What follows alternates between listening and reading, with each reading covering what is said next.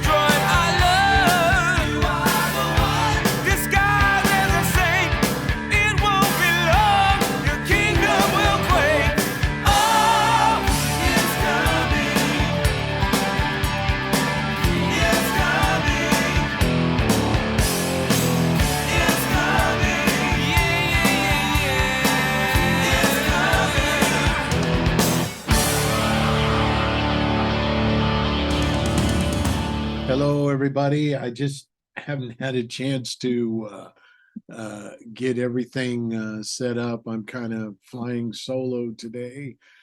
Johnny is out dog rescuing, and everybody else has decided to take the day off, but not yours truly.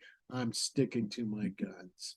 So it's open forum. So I'm trying to go live here. I think I should be going live here in just a second. And oh, my little green, I gotta fix my green screen. Hold on.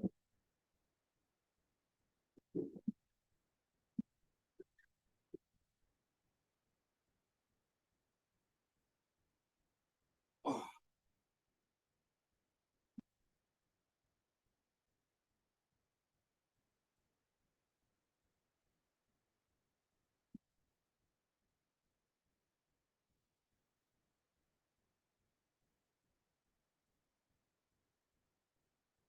Is it this side? Okay. Oh, it's my chair. Okay.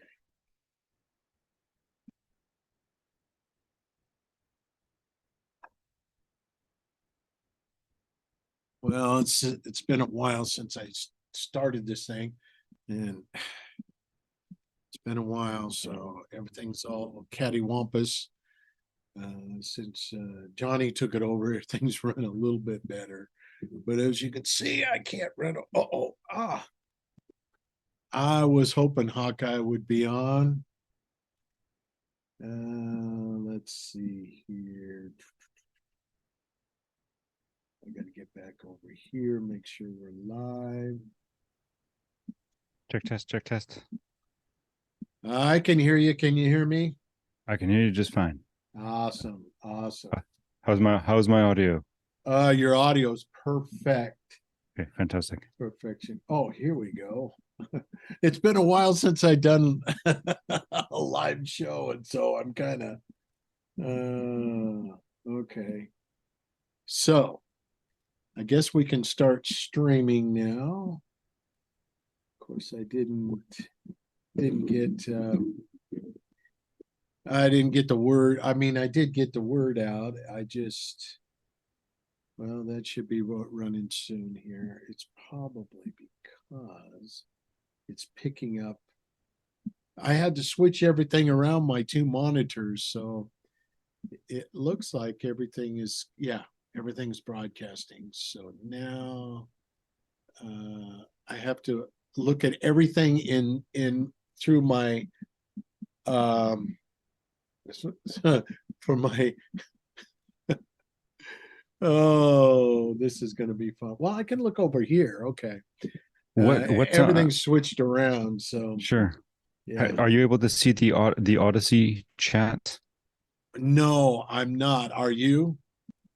I'm just figuring out how to find you. Okay, no, we're not on the Caps channel, we're on your channel, Right, correct. which is called what? Let me jump over there real quick, and it is here. I can put it in the chat. Which I won't see.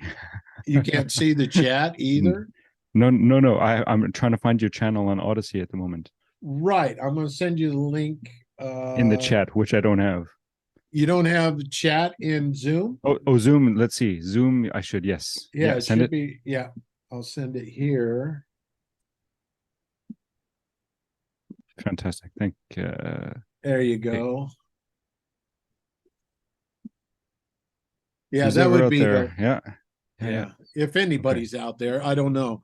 I usually get Yeah. at least one view, and that's me. So, but the announcements go out, but sometimes people don't get them until almost an hour later. Sometimes Johnny says so.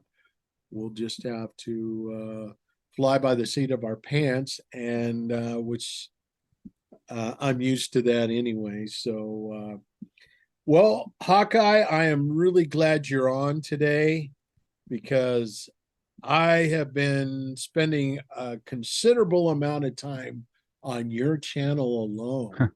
Oh no. And oh man, the stuff you find.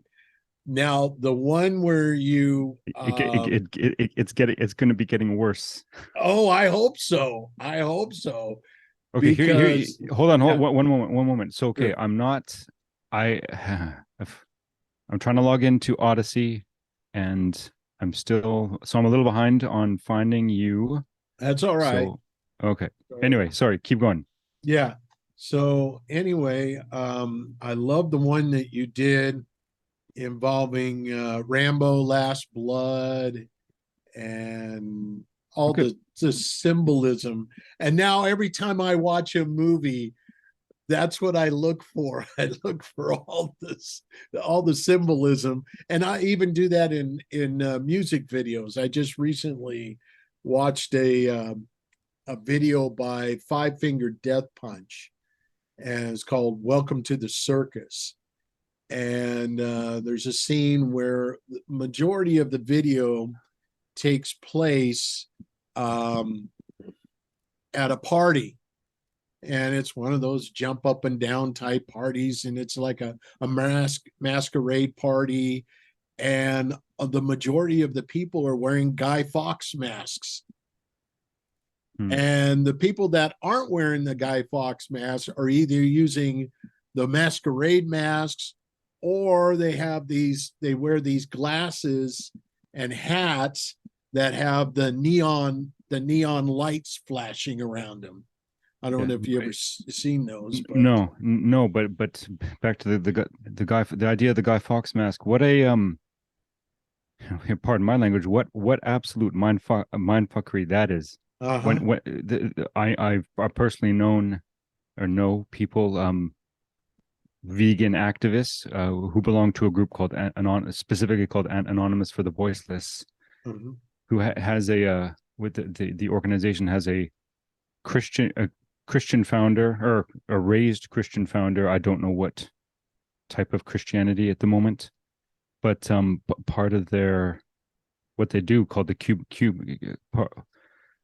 of truth, which they will wear Guy Fawkes masks, stand in a square or a large rectangle, which is smart in part because all their gear is inside the square, but each of them will hold a screen or a laptop or something that shows the satanic animal slaughter, which we all should have contention with. But Mm-hmm. there's this okay, it wasn't expected to go down this road, but anyway, the fact that you have an organization that dons the Guy Fawkes mask because it's supposedly a symbol of rebellion.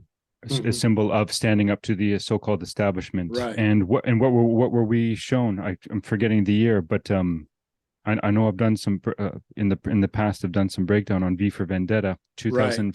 2005 film, I believe. It has I think there's a significant release date as well, which is meaningful for me, and it should be just as you said. It's like and as the cap has brought up many times, we're never to turn our brains off and blindly go and have input from any kind of media, whether it's cinema, whether it's news, whether it's, back to what I've said before. We must assume if it's on a screen, it's Jesuit theater. It is Right. Jesuit theater, and which Now, is going. Go ahead. yeah. I have given you permission to share if you can. So whatever you share on screen will go. Sure. I will don't know go how to. up. I don't know how to do that yet, and whether we'll You we'll know, try that. But yeah, okay. I haven't been working on finding your one moment. you're still looking Anyway, for my. That happens sometimes. But anyway, good to see you. good, yeah. And continue what you were saying. I'll get there. Yeah. Okay. Okay. Here I am. Good. It's good. Well, if you're seeing yourself on Odyssey, you know you're there. I just want to make sure that I know the chat is important. This is it's Odyssey is a little bit, it's different from well, it's not like I've done this a lot. Right. If I've, okay, I can't even say that I've streamed anything on my Hawkeye Rising YouTube channel. I usually pre-record it either to StreamYard or to a personal recording device and then upload after inserting, like, how you do sometimes, or what you're doing with your work. You create a video and you add illustrations with images and text or video or sound. Right. And so I have videos that are made by that, like that, or recorded to StreamYard and then uploaded. I'm not used to that, so I don't like the live stuff yet because I'm not comfortable. Let's put behind it a mic. this way. Yep. Yeah. Put it this way. It's like StreamYard because I started with StreamYard before I went to Zoom. Okay. And you'll find some similarities. It's just things are located in a different place. So if you bring your cursor down at the bottom of your screen in your Zoom, you'll see a bar that pops up. You have your mute, your video, stop video, security, participants, chat. And then in the middle, you'll see a green where it says share screen. And that's where you can, and when you click on that, it gives you a memo, kind of like a menu of what's on your monitor. And all you do is click on whatever monitor has whatever you want to share, whatever window you want to share. You just click on it, and well, also down at the bottom, if you have audio, there's a box down there in the lower left-hand corner that says share with audio. I don't know why. That's the only difference between StreamYard, I think, and Zoom. Is audio is a separate function. So I guess some people don't like to share audio. I guess when they do Zoom meetings, a lot of their video illustrations are usually no audio. So they put that feature in there in case you want to use audio. Yeah. Hold on. Not to cut you off, but okay. Sure, go ahead. I'm seeing in the chat. I can't hear Bill. Bill, you have no audio. I got a Hey Hawkeye. Chat. So for those that are here, okay.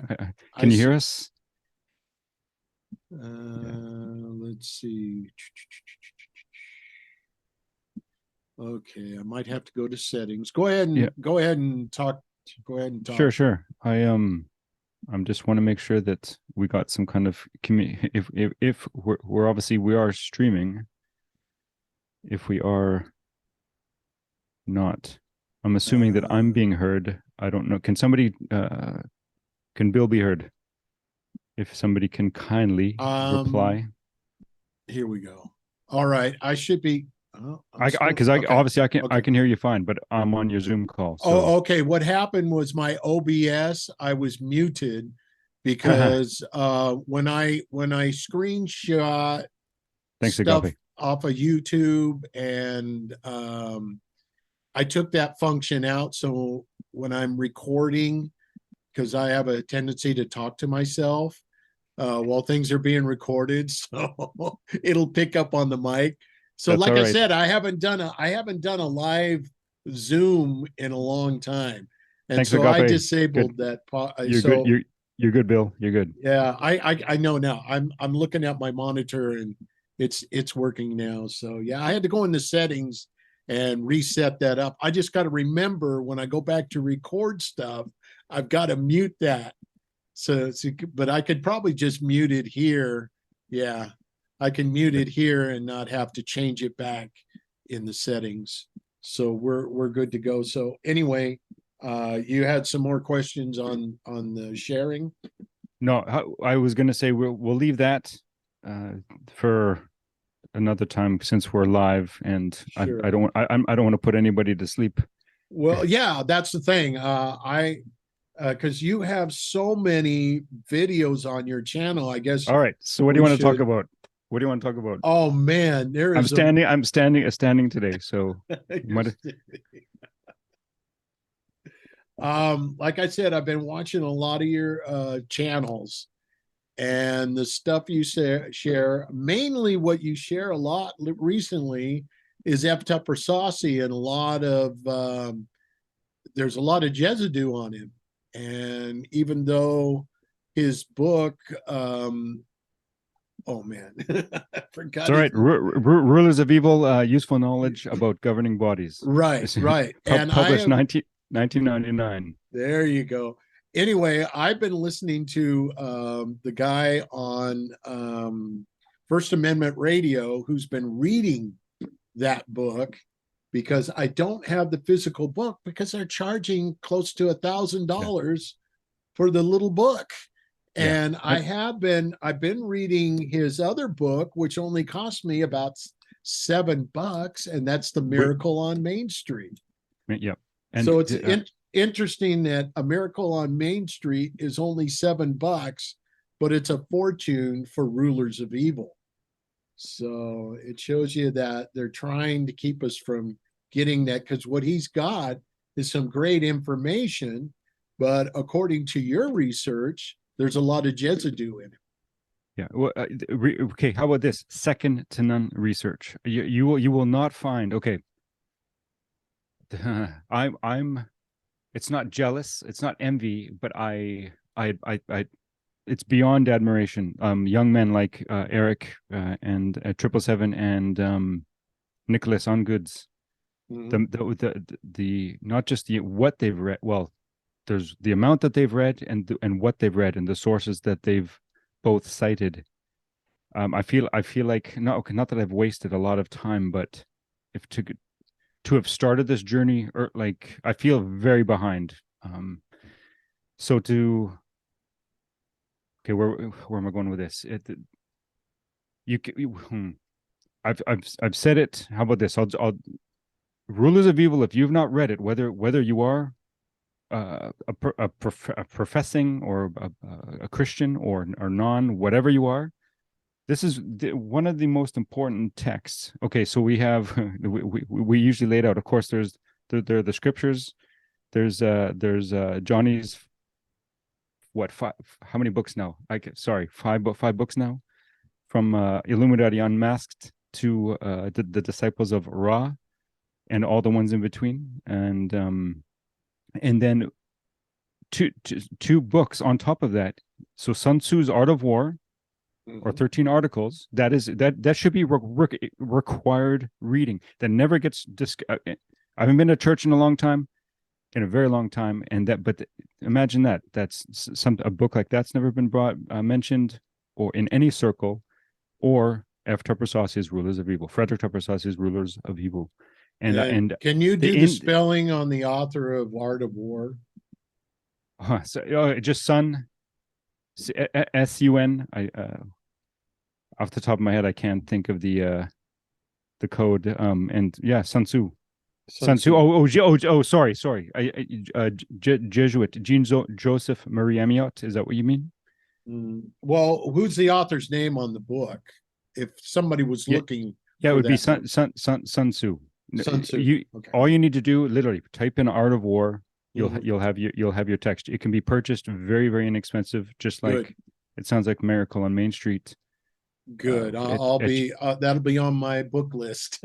no, Because I usually either go through Amazon or thrift books. Thrift books is a great resource for books because they're cheap. Some of them are used, so you can get a used copy for pretty inexpensive.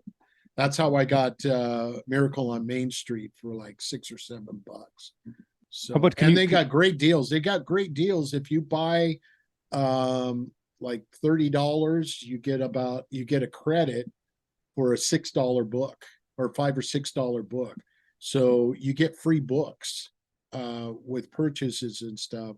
And those purchases add up really quick if you're buying books, if you're into that. Go ahead. Go ahead, Hawk. I was gonna say, and then so these, it's almost like reading Genesis and Revelation, or Revelation with Genesis, Daniel. I've said a few times in the past in team briefs and in my own content. Art of War is how the general. It's foreshadowing how he would create America and the surrounding climate, the French Revolution, all the events that happened around in the late 18th century, so the late 1700s. So are you saying And oh no, let me here, I'll finish. I'll finish. So that's the context of Art of War. And then Frederick Tupper Saucy's Rulers of Evil, Useful Knowledge About Governing Bodies. It lays out how the general Lorenzo Ricci did it. So you have the premise, and then you have the text that's long after the fact. And because nobody knows it now, and this text that comes out that literally lifts up well, not just the one man, yes, the office of the Black Papacy, but then particularly one man. And then, of course, specifically seeing in cinema how Lorenzo Ricci, there's hints and drops that always seem to point to Ricci specifically. So obviously he has a very, very significant importance. And of course, for us as Christians, that Revelation 13, you get the beast out of the sea, which empowers the beast out of the earth. And if you don't understand who the beast out of the sea is, you won't. And well, you get this understanding of both, because we're in a time where it's mystery who's who and what's what. And yet there's a small, whether it's a remnant or there's a small contingent of us, and which in part I'm grateful for the work of Walter Veit, and and then of course everybody here, because we discuss this, and it puts history and context in light of the scriptures. And we have Art of War now, which, remember, who was the author of or the translator of Art of War? So the Jesuit Jean-Joseph Marie Amiot. Okay. And here's something else we need to know. So to add on top of those two texts, the fourth vow, or the extreme oath of induction of the Jesuit order. And this has been brought up before, not by myself, but clearly it applies. The idea and the declaration in the extreme oath of the Jesuit going through the ordination, or taking that fourth vow after however many years of training, and then a final selection. He is to declare certain things, and one of those things is to become as a corpse. So to act to act without question at the behest of the superior general.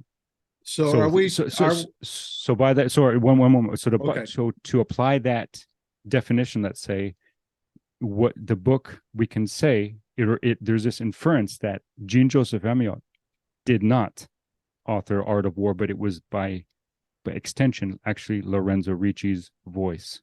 Right. It was a treatise by Lorenzo Ricci, and that book put into supposedly translated from the Chinese into French, went throughout all the world, all to wherever the Jesuits were spread out, just prior to in 1772, just prior to the 1773 July 21st Jesuit suppression. Wow. Go ahead. So big picture here is that Mhm. the Art of War is the playbook of the Jesuits, and F. Tupper Sophates' book, Rulers of Evil, is how they implemented it, and Yep. how through Lorenzo Ricci, how these were played out. So from what I understand from those books is that like the wars that have been waging, that they played a part in both sides. Is that correct? That they were on both sides of the equation? Absolutely. You get the absolute infiltrate. Like, hey, this is critical again. What the fourth vow? Okay, here's it.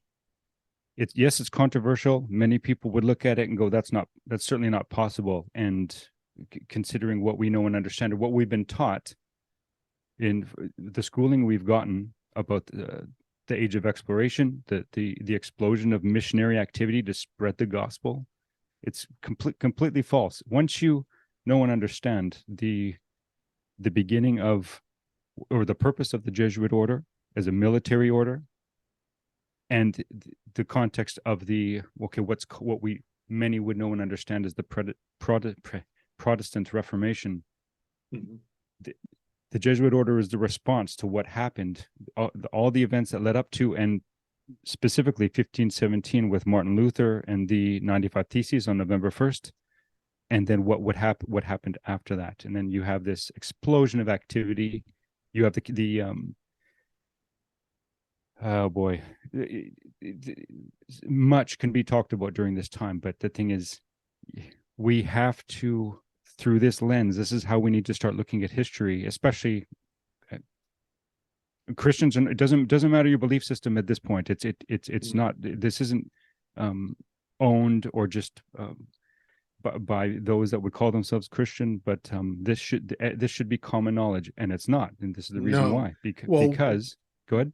right. What's happened is that they have changed history so much that everything that we've been taught over the last 50, 60, 100 years has been a lie. I mean, for all this time, I thought the pilgrims came over here to get away from Britain because of their ironclad rule, which is partly true. But I didn't realize that at that time, Britain was Protestant, primarily Protestant, but yet there was a conflict going on, and Rome was still persecuting Christians.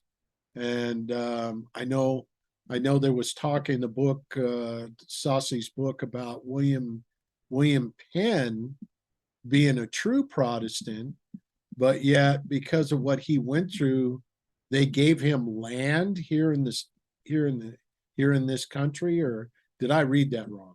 I think I don't. Okay, you'd have to actually cite it in word for word. I don't think this is just from memory. Okay. William Penn was a manipulated, or not a source that would be on our side. Our side, right? No, right. no. Yeah, he was Let's call still it their side. Jesuit influenced. He was kind of like a controlled opposition. No, one of them. I think you truly believe he was a Jesuit then? I don't can't confirm that, but what I don't want to do is go again without, because it's important.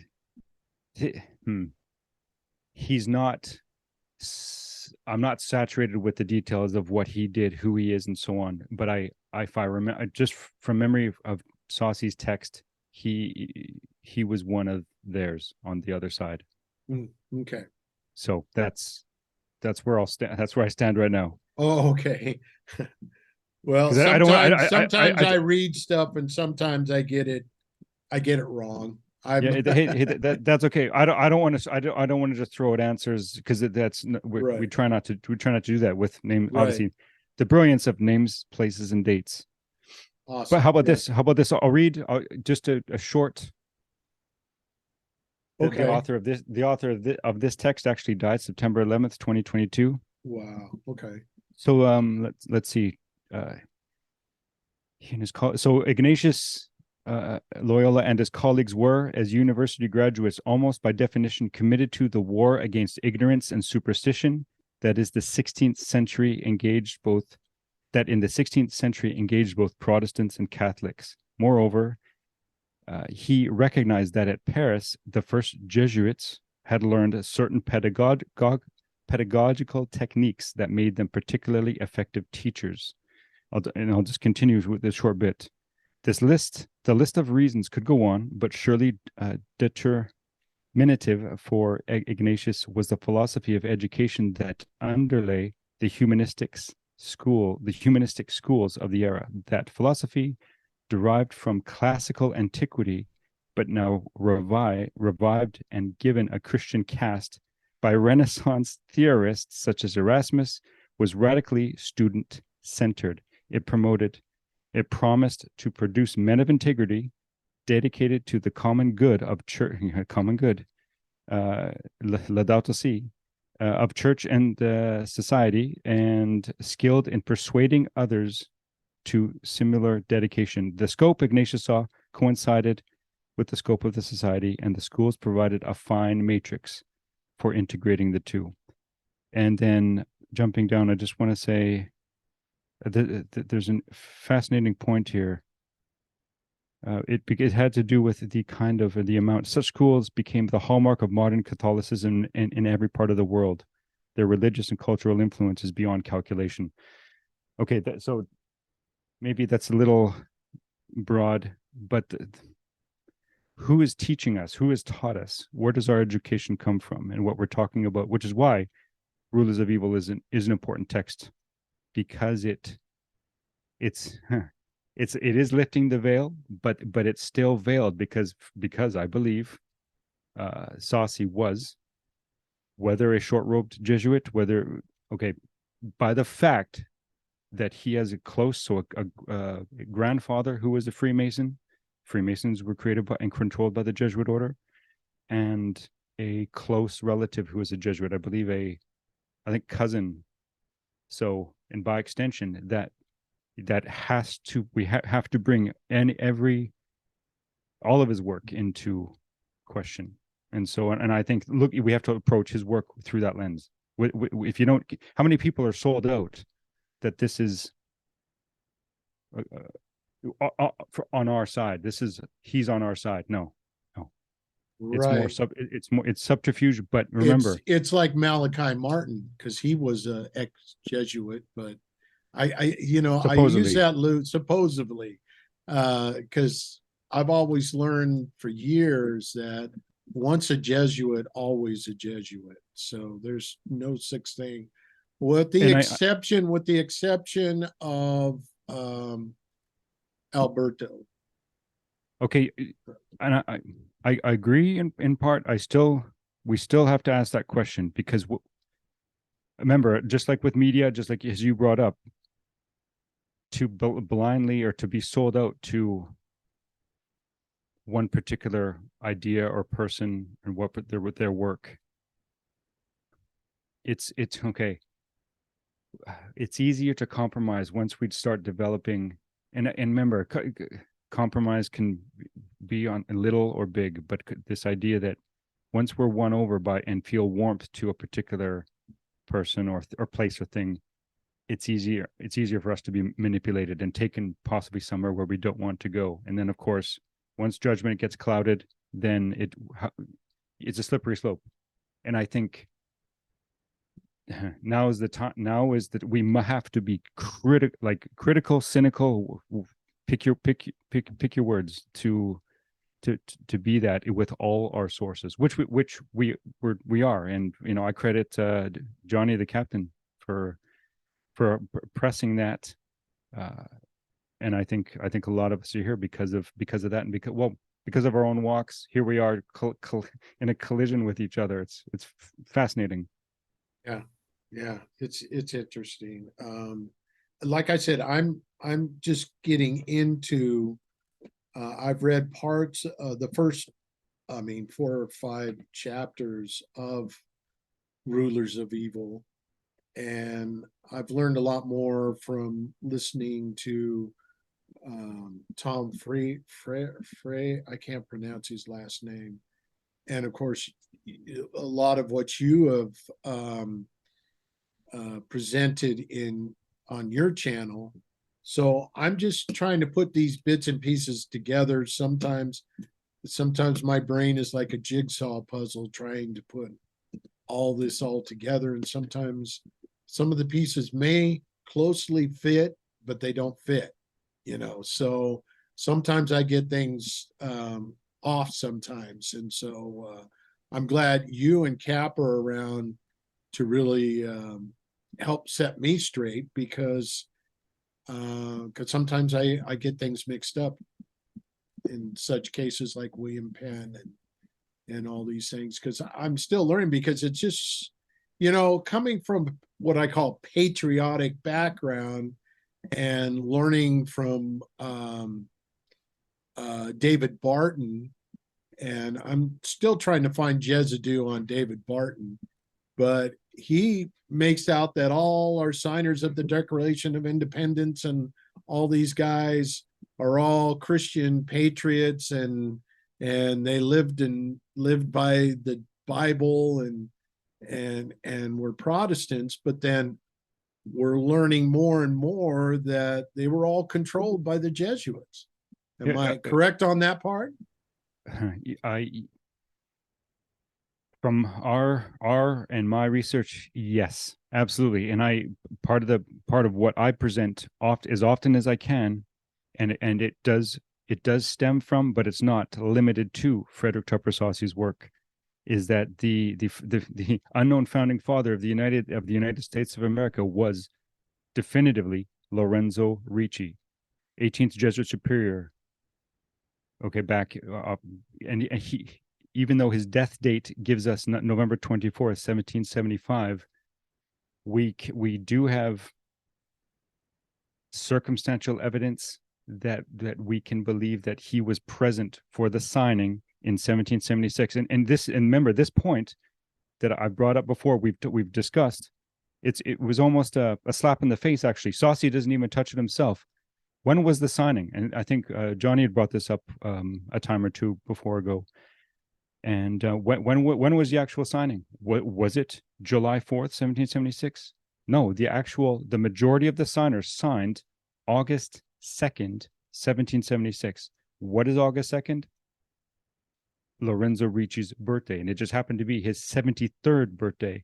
And I lay it out as America is the gift that Ricci gave to himself. How's that? Yeah. How's that? Yeah.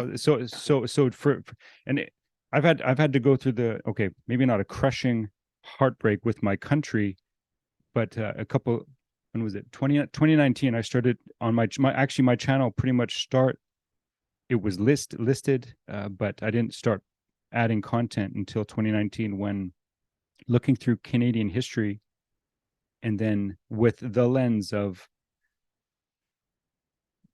1517, 1521, 1534, 35, 36, 1539, 40, 41. So, which significant years, and seeing so-called the foundation of Canada, because this term kept coming up, that Canada, just like America in some shape or form, is Judeo-Christian. And it's like, where's the bullshit flag? Because throw the bullshit flag on that. It is not. Yeah. Canada is not a Judeo-Christian. It was not founded on Judeo-Christian principles. You're muted, brother. And either was Absolutely America. not. I agree with you. that it's the veneer is there, but it is not. And we can lay out many points. I've anyway, anything to add to that? yeah, because I agree with you on the Canadian thing, because I've heard, stories, and a lot of what you shared about Canadian history, and I can't remember it all, but from what you've It's said, okay. it's just absolutely what You you said. think of the amount of information. Like it is so, there is so much to contend with. So it's, which is why it's important to put on the lenses, which I tried to lay out. Okay, there's poor audio quality. I apologize for that. That's what I had at the time. But laying out literally, so I started reading some texts that described Jacques Cartier. So the founding father of Canada, so-called founding father of Canada, so Jacques Cartier, and then at a certain point, um, having to view this with different lenses, like Alberto Rivera, like who presented the idea of, which we know and understand now, what's the office of the papacy. We have an answer for that. It's not it might be Obama, it might be pick your name. No, we have a name. It's Or it's the Jews. Yeah, or it's the Jews. No, it's the entire office of the papacy. Absolutely. And okay, I won't go down that road, but and then so through so the Alberto Rivera lens, and then through the lens of the fourth vow, the extreme oath, through the lens of now Tupper Saucy, through the lens of being able to, okay, back to the fourth vow, to know that whatever the sect of so-called Christianity was either created by or infiltrated, and because that's part of the oath, to become those behind the pulpits, to become the preachers, to be on both sides. If there's this binary system of red or blue, both sides are owned, and so that the narrative can be controlled. And to not approach any work now, any history now, with that perspective, with that lens, it's the idea that how many people have been up in arms, this idea of like in Canada right now. Okay, I'm so behind on a lot of some of the current events in Canada, but this idea of throwing out the word colonization, and it's not limited to Canada, but to lay out that argument of whether it was blaming the Caucasian male, and then to add the Christian Caucasian male, that it's the fault of and slavery and so on is the fault of this particular person, that we need to hang the blame of everything, the entire history of the world where we're at today on, without the lenses. It's like critical thought goes out the window, and it's easy to get emotional, just like it's the Jews argument. It's easy to get emotional, and then that becomes the filter, and then there's no point. Like absolutely. It clouds. But then you also have the people who, on the left and right, which is not true, but you got people who are like, you call them conservatives, and then you have the leftists, liberals, all that. You throw that out the window, because that's not what it truly is, but that's the way it's set up. That's the way the machine, I guess you call it, wants it that way. They want people divided, and they take both sides. But we look at the lens is there's no difference, because they're all controlled by one entity, which are the Jesuits. But people don't see it that way. All they see it is like black and white. They think white is good and black is bad. In a way, that's true, but yet, like you said about the red and the blue, there's no difference between colors don't matter because they're all controlled by one entity. Am I correct? Yeah. I think it plays into this the whether you want to call it the human condition, this need, the which filters into today, this they must know what they're doing, or the appeal to authority fallacy. There has to be a good guy. There must be a good guy. And how about how many people, wet their underwear when they hear like a sports figure just say the name God, or a politician like uh, even Trump back in the lead up to the 2016 election. Didn't he find Jesus, or find God on the campaign trail? And then of course there was the group around him, that, like, trying to think, was even so the Paula Whites, the Kenneth Copelands, I think. Right. I can't remember all the names, but and how many people, because of just seeing that, literally start weeping and are sold out all in because God, this very generic Right. name, or Well, I think it goes back, and you brought it out so well in your channel. It goes back to Jesuit theater. And it goes all the way back when they first came out with the motion pictures, where they found that visual stimulation on the brain works your emotions. And like you said, one of the first movies to ever come out was about the cowboy. It was a Western. You have the good guys and the bad guys. yeah, and I And have to that's, credit. we've been conditioned all these years to say, well, we got good guys and bad guys, but the good guys always win. But then later in life, they changed that. But in the beginning, it was always, well, the good guy wins and the bad guy gets killed or whatever. So we've been conditioned for over 100 years to believe in that mindset. Am I correct?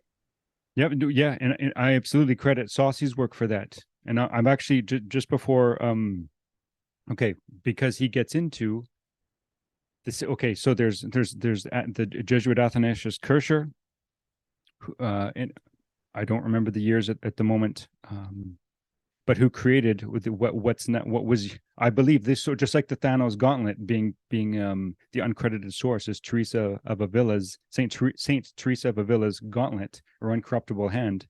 That was the source of the Thanos gauntlet and the six Infinity Stones. And I'm bringing this up because Kircher created, or his drawing of, I can't remember the name, but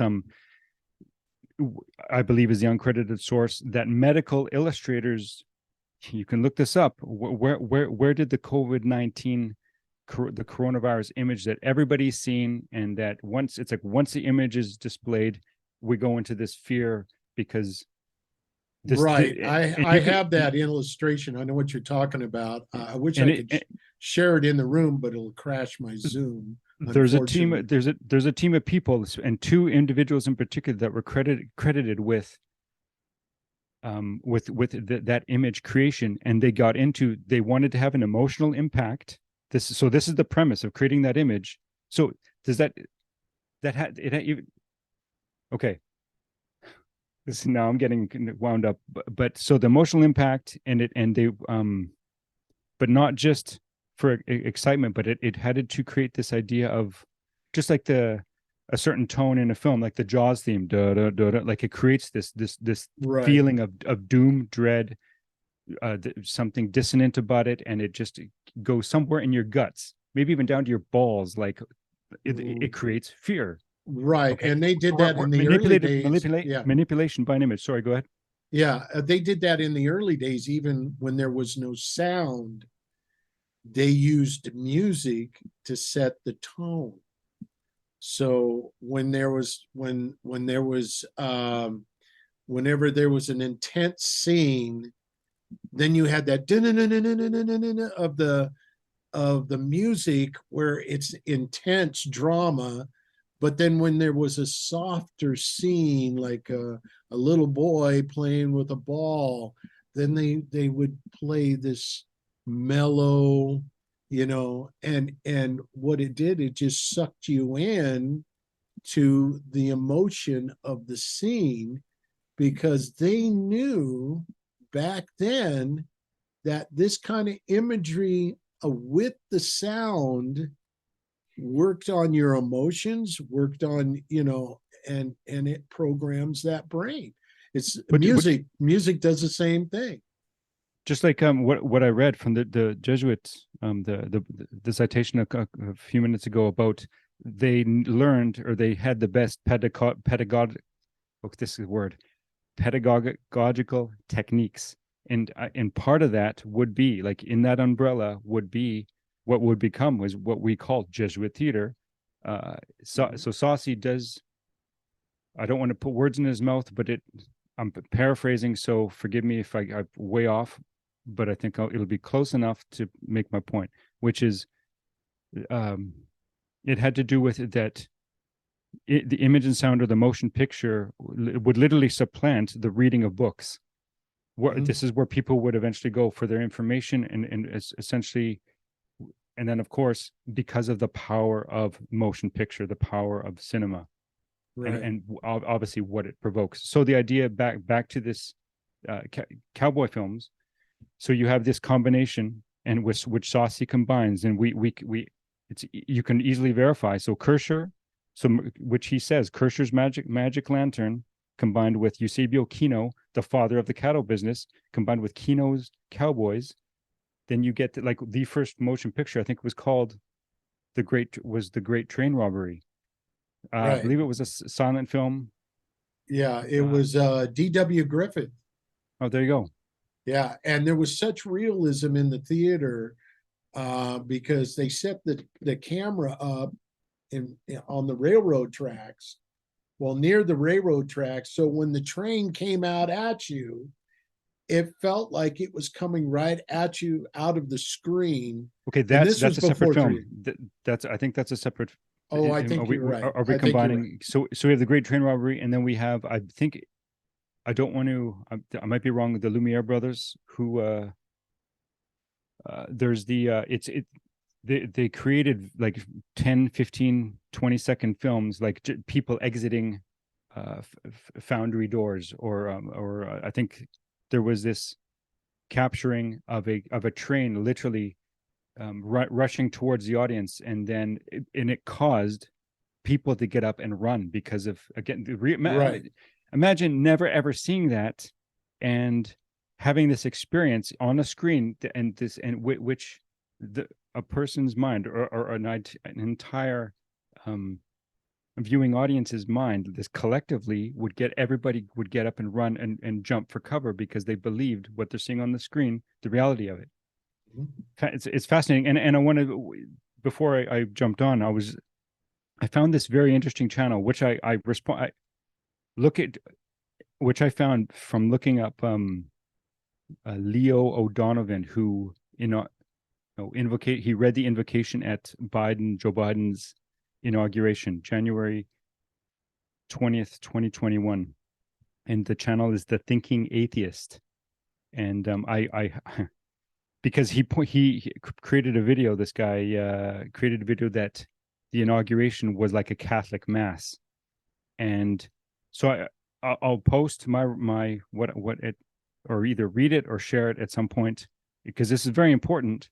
Yeah, that's one of the ones that I watched last night. It was interesting to see all the former presidents there, except for Carter, and Trump wasn't there. But all the other living presidents were all in attendance for that. And fascinating. It seemed interesting. And also, I think on that, and next to that video, you also had the Biden swearing in on what was that? A Jesuit? Dewey Rhymes. Dewey Rhymes. Okay. Yeah. And this is it started my point of not contention. It's just, depending on where this man was coming from, and I can't remember if there was Christianity in his background and he walked away and now calls himself an atheist and does interviews. And one of the interviews I'm listening to right now is Jesus and John Wayne, how white evangelicals corrupted a faith and fractured a nation, the United States of America. And it's like some of or all the points that we're talking about are not going to, I know, are not, I'm 10 minutes in out of a 40-minute interview, and I know these points are not going to come up. There's no mention of the Jesuit order. There's no mention of art of war. There's no mention of Lorenzo Ricci, Saucy, so on and so, like, clear. So remember, they're basing their work off a facade, off a veneer of what is known as scripted as history right now, which in it's okay, it's not shocking now, but it's still kind of, I don't know, it gets it may, and I know that's a good thing, because it's like what it's motivating, I guess you could say. Well, what it is exactly what Johnny says, is that they don't have discernment. They don't. Well, that too. They don't have the knowledge or the truth that we have discovered through our research, because we did, like I've always said, we always dig deeper. Too many, like you said, they get as far as the veneer, but they don't go past the veneer to see what is really the man behind the curtain, so to speak. Yeah, great point. Great point. And I think whether we reap some of the benefits, well, no, we do, maybe in some ways and not others, but I'm profoundly grateful for that. Well, is it a blessing or a curse? Because I think Johnny's brought it up many times, to have all this knowledge. And how about the 5 books that he's written, and for essentially not nobody, but the fact that they aren't, but they should be textbooks. Romans and Mass Destruction should be a criminology textbook. Eaters of Children should be. Absolutely. I was just gonna mention Eaters of Children. Yep. The facts that are brought out in there, if the right people would get a hold of that knowledge, there would be a revolution in this country. But nobody sees it, or some of them do see it and don't care for it, or they're a part of it. Remember, there's the normalcy bias aspect. So to see something that is so dark and evil, and something, again, back into the human, that just can glaze over, and that's not there, that's not real. It's so horrific, because how could somebody do those things to a little girl, a little boy, an animal? Some of the acts, yes, you'd think it should inspire outrage, and yet nothing. Absolutely. It's just like I've been reading Susan Ford's book, Thanks for the Memories, and it just I grew up with Bob Hope, Henry Kissinger, all these people, and including my favorite comedian, Red Skelton, who's a 33-degree Mason. All these people were in a corrupt world behind the scenes that nobody ever knew about. And in Susan Ford's case, she was so ritually abused into MK Ultra mind control. And it's all these people we've known and loved all our lives, but to find out that they were evil and deceptive, corrupt people, pedophiles, that I have a hard time. I have to read something else. After I read a couple of chapters of her book, I have to go read something else, because it is so disturbing what she had went through, and it's almost unbelievable. Some people would read her book and go, no way, she's making all this stuff up. Yeah. Well, but from what we've researched, it's all true. And it's hard for people like me to grasp that, because I was around in the 60s and 70s when they were rolling out this MK Ultra stuff. And I start thinking back of all the time in my life, because my life, I always grew up, in a family that wasn't perfect, but yet it was normal. Okay. It was normal. I went to school. I did all that. Yeah. I mean, I had a couple of incidents as a kid, being sexually and physically abused, but it wasn't what they went through. I mean, they went through for a purpose of mind control. And, but to know that happened during that time, it just, at times, it seems unbelievable, but yet it all seems plausible, if that makes any sense.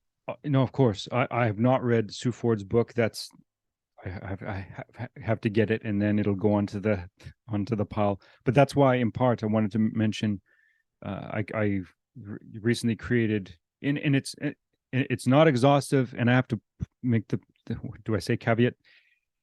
As soon as I start cutting somebody's interview and start splicing together my own, so I clearly have an influence on what comes through. So the Billy Corgan, it's almost 20 minutes.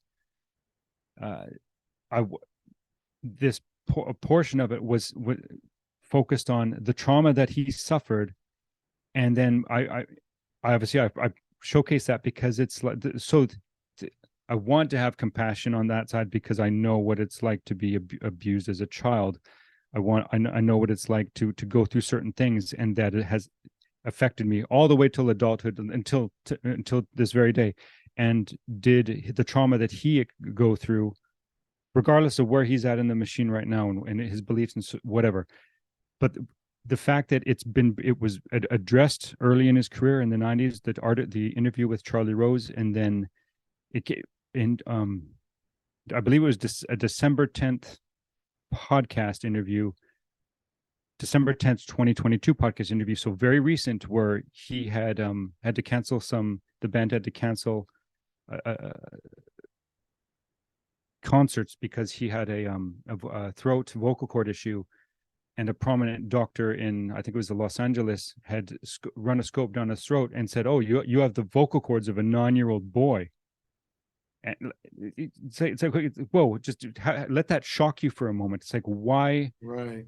I'll have to say, I used to wonder, is this like what was addressed in Eaters of Children with castratos, like Eddie Van Halen escaped from Roman Catholic. I think either what his family wanted to do was back in the 60s, it was about literally castrating boys, even still.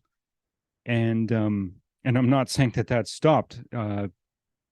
No, I think that stuff still goes on today. Well, in my part of the question I was posing is that what happened to Corgan? I have no idea, but the fact that it's publicly stated and from his own mouth, vocal cord, a prominent surgeon, vocal cord surgeon, making that statement, you have the vocal cords of a 9-year-old boy. And what kind of, so if that's the case, so then what kind of trauma did he go through so that development either stopped, and then Right. which led to where he's at today? And part of the, okay, anyway, I'll leave it at that right now. Any thoughts? Sure, because that's a fascinating. I For sure. remember Okay. seeing that. Check the chat. It says, "Hey Bill, can you split the screen? Clint is full, and you are in a tiny box." Okay, I can do that. Fascinating. I didn't see that. Thanks, Jeff. Really appreciate the feedback. We're Yeah. learning. Is that better? It's been a while since I've worked on these things. I'm usually got the one where the main speaker is up there, but if it's only having me, that There could we be, go. but Fantastic. that looks Good for probably you. better. Yeah, like I said, it's been a while since I did one of these. live. I mean, I was almost thinking of going back to StreamYard, but anyway, that's a different thing. Um, Getting back to what we were talking about, it's fascinating that you go so in depth in a lot of these things that nobody goes that far. Like I said, they get to the veneer and they don't go past that veneer. Um, some of the things you brought out in a lot of movies, I start seeing that in movies as well, and music videos.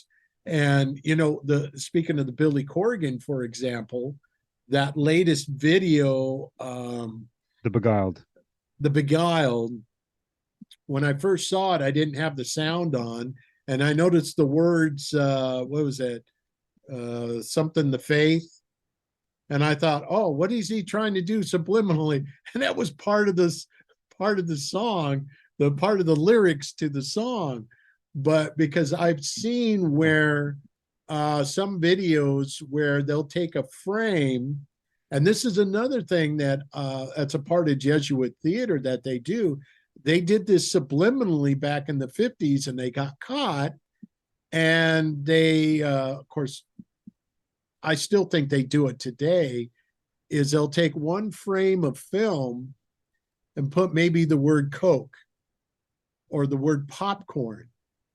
And just it takes is one frame of film to put one word in that frame of film. Next thing you know, people are rushing to the snack bar and getting popcorn. That's how powerful these things are.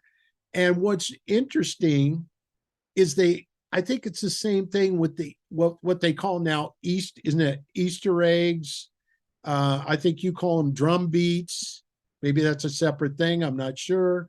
But what you bring out in a lot of these films is the symbolism that came out, like the Rambo one, the Last Blood, where he's fighting at the end before he pulls the guy's heart out of his chest.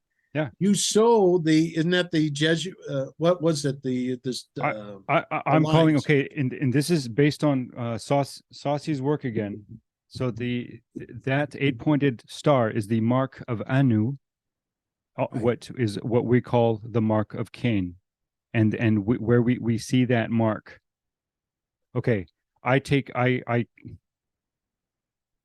so I'm taking from what Saucy presented and I'm running with it because I believe in part that is how.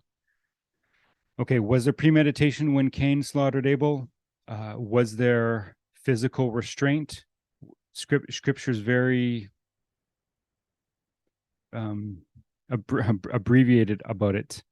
It doesn't say certain things, but can we make inferences based on what comes after? Like the idea that crosses are pagan. I don't necessarily agree with that because I believe every single belief system is rooted, it goes back to Babel, and then Babel backwards through the flood and back towards the garden. Right. Okay, Because I look in the cross has always been, I've always been taught it was the symbol for Tammuz. Okay, but I could be, But Tammuz comes post flood, so there's Right. there's an architecture to a belief system and symbolism that already exists, which again comes through, that came through the flood, and it gets reestablished, and then it gets populated through what started the first 72 language groups. Does this make sense? So the shattering and scattering of the language groups at Babel, right. and then and that the narrative is exploded into 72 or 70 or 72, depending on your translation, different directions, and then however many subgroups after that. So, but ideally, not ideally, but so therefore, there's this story of this particular death that goes into, and also the expectation of one that would come, and I think in part we can see because of how Jesus died, and I believe there were 4 nails used, not 3. And even the symbolism we've been given and how on the object of what he was nailed to, I think that the symbolism or what the truth of what he was nailed to was actually found on the papal mitre hat, the inverted T. Right, But because according to history, that was the method of crucifixion of that time. well, there's But also we're not totally sure no, because you know how controlled our history has been. yeah. There's also the idea of a stake or storos, so that it's just a stake, and arms were above, and either both on either side of the stake, the ankles were nailed in, and the knees were bent at about a 90.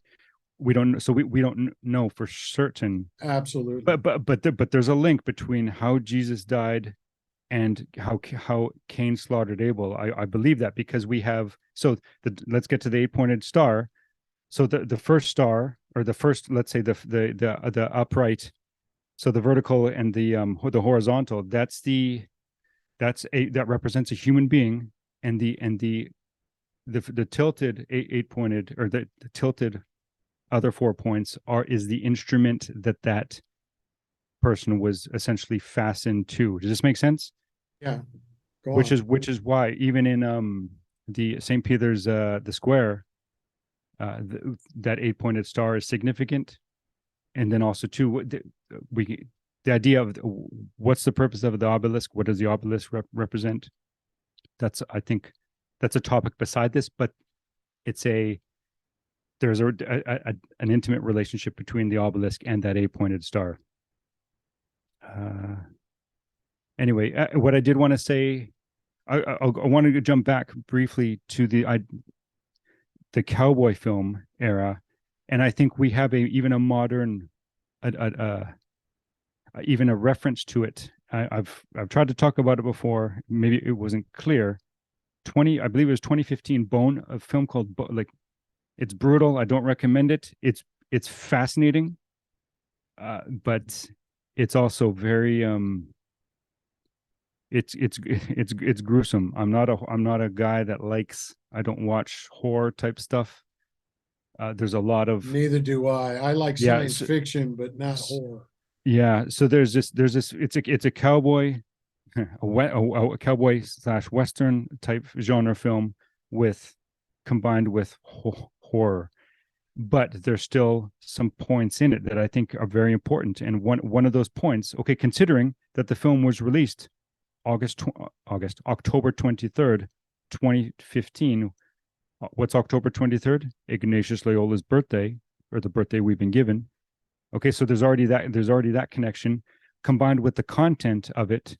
But then there's this point in the film where I can't remember all the actors' names, apart from Kurt Russell and Matthew Fox, and the older gentleman's name I can't think of, and another dude, the guy with the limp, who crosses himself, like is essentially the Roman Catholic hero, who is significant up in specifically in the end. There's an incident during a camp out in the nighttime. They're on a journey. You can look up the plot on your own, but what was the name of the movie again? Bone Tomahawk, and which I believe is a reference also to Samson, which is Samson's a reference to Jesus. So Bone Tomahawk, this point in the film, this group of men, cowboys, are on a journey. They're attacked by thieves in the night, and the character Bruder gets his horse shot, and this is his beloved horse. And what's the horse's name? Saucy. And as a result, what does Bruder have to do? He executes his horse. It doesn't show it. Well, it shows the trigger being pulled and the gunshot, but it doesn't show the horse. But it's clear. I would say it's a headshot. Clearly, if you're putting an animal down, it's the quickest way to. Anyway, so the fact that the horse Saucy gets a mortal head wound in this cowboy film, a 2015 cowboy film that was released in the United States on October 23rd. That says a lot. They're making it's a subtle reference, but it's there to Tupper Saucy's work. Does that make sense? Makes total sense. only you, Hawkeye, can find these kind of things. It just amazes me, not to pump you up or anything, but it's amazing how you're able to find these, what we've always called Easter eggs, in these movies. I think, weren't you the one that brought out the symbolism in that scene from what was that Quentin Tarantino movie? Yeah, bring out the gimp. Pulp Fiction. Yeah, bring out the gimp. Bring out the gimp. How about this?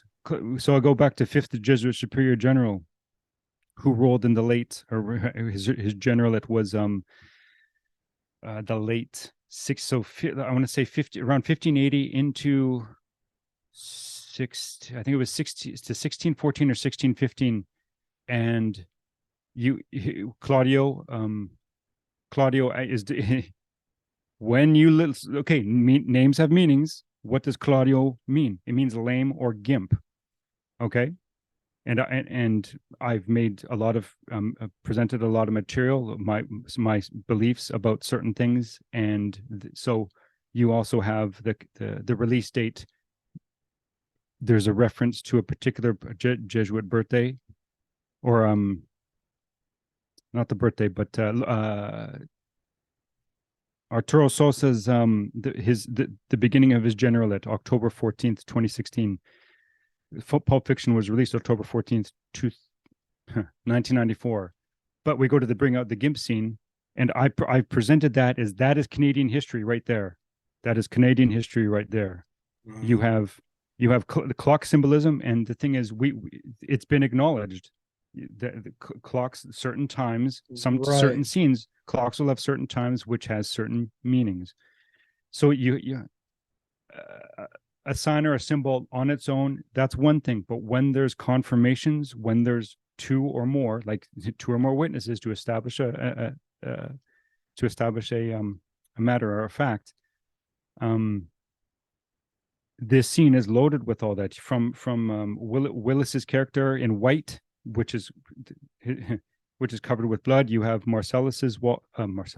Rhames' character as Marcellus Wallace. He's in an orange shirt. He's a black man, a black character wearing an orange shirt. We so in Canada, I don't know if the audience knows and understands the idea of something called Orange Shirt Day, which I believe it's September 30th on most years, all I can't think of when it began, but it's a reference to what happened in the residential school system. And if this is new to you, what was the residential school system? Well, there's I've mirrored on from Johnny's channel, but it has to do with the title. Why is it escaping me? It has to do with the heinous crimes of I'm off the top of my head, the heinous crimes of Rome that Christians get blamed for. It's something that title, but it's about a 40-minute, but it covers a particular article published recently about St. Anne's, one residential school. I want to say back in Ontario, but the fact that students, these children were willingly given over by their parents 7 days a week, and I think one day of the week, whether it was a Sunday, they were sent back. Children were allowed to go to be with their parents for a number of hours, and I think there was an electric chair at this particular particular residential school as well, and just what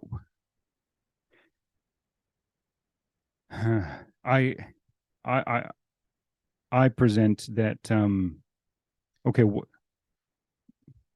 this all that was intentional. It didn't just happen by accident. You don't get priests and nuns.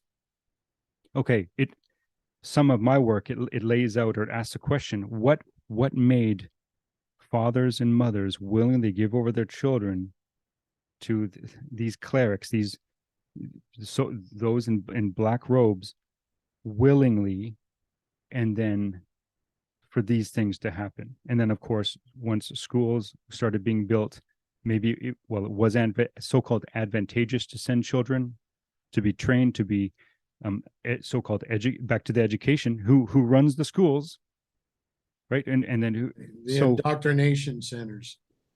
But to take it many steps further, to start sexually abusing, and then it's like, what does that kind of abuse do? And then it's like there's clearly, you don't need to answer that. We can see the fruit of that.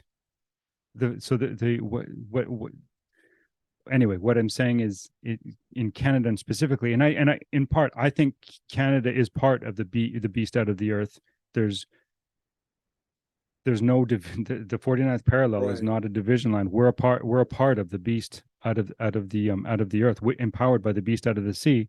And because because of the Jacques Cartier dates, which predate, okay, that could be argued too, but I think so-called Canadian history, the ball started getting rolling before, I think, what would become America. But I think in part it had the landmass to the north, even though it's all one, but to the north had to be infiltrated in order to move down, and with Mexico, and then going South America, those that were coming up, and then of course to take over what would become America in 1776. The gift Lorenzo Ricci gave to himself.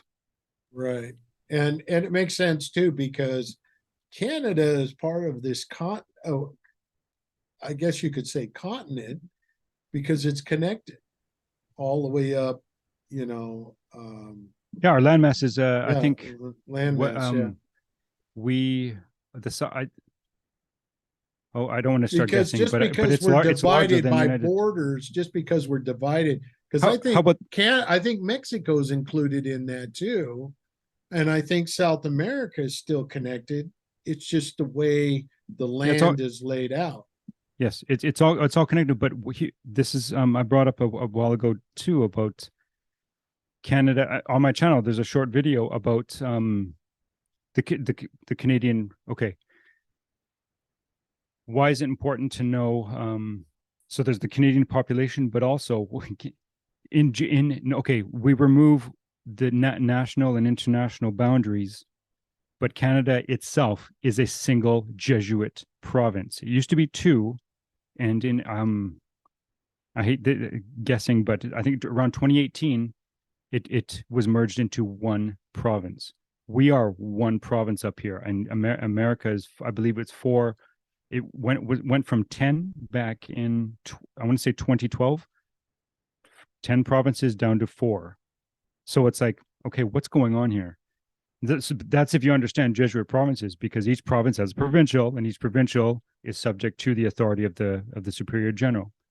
And then however many Jesuits among, clothed openly or short robed, who are in normal clothing that this is fascinating once you go down this road. Okay, what does this mean? What there's the understanding that we have, and then there's what actually exists. But the point is that Rome, all roads still lead to absolutely. Rome. And when they were going to do what was it called, where they were going to combine Canada, America, and Mexico in kind of like what they do in Europe. I'm not educated enough on that to speak about it, but that sounds familiar. I don't know enough about it to talk about it yet. I can't remember what they called it, but because they have a similar in Europe, because you have Britain and all, France and all that, and it was called the European. What was it called? Well, Britain kind of branched off from it, called Brexit. But I forgot what they were going to call it over here. It was the North American, I think it was the North American Union or something, but it was going to be the Union of North American Union and it was going to be Canada, America, and Mexico was going to be all one union. And so, which I think it already is, it's just it's just divided the way it is. Yeah, and with surface issues with an underlying, well, like I'd brought up before, not elderly, I don't know what his age would be, but writer Paul Collins wrote a book called Absolute Power.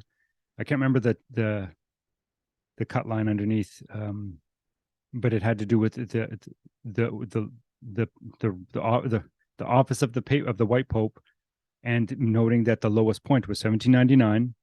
But he does state that it's the Roman Catholics coming from Mexico, or it's what keeps Catholic number stable in the United States. Absolutely. So to not just hear it from like within our group, but to here's this, and it could be common sense, but it's another thing to read a Catholic priest write this, and there it is. And what's also interesting too, you posted a video of Johnny had her on his he interviewed her, and she was also just like Susan Ford, she was a victim of Okay, yes, in fact, Kathy O'Brien says Kathy O'Brien about she name drops Justin Trudeau the father, Pierre Elliott Trudeau. Right. Yeah. And see, she brings it out, and also Susan Ford brings out that, this is why I keep trying to tell people that our electoral system is a joke, because I like what Johnny calls it. People are selected, not elected. And I think it's Johnny that said that, because a lot of these people have been groomed from childhood to become leaders. All of them, the Bushes, the Clintons, and everybody you could think of. I think that was a Roosevelt quote. And Sauce even points out, right. He cites a particular name. I can't think of it off the top of my head, but the quote was, "If it happens in politics, it was scripted that way." Absolutely, yeah. I think it was. Yeah, and, I think. And I do want to add that even so, that short clip on Hawkeye Rising, the YouTube channel, Kathy O'Brien states that Pierre Trudeau is an ordained Jesuit. Mm-hmm. Yeah. So, and I did. I can't remember the year when Pope Saint John Paul II was shot. Another actor that was shot. Right. Pierre Trudeau was the first high level.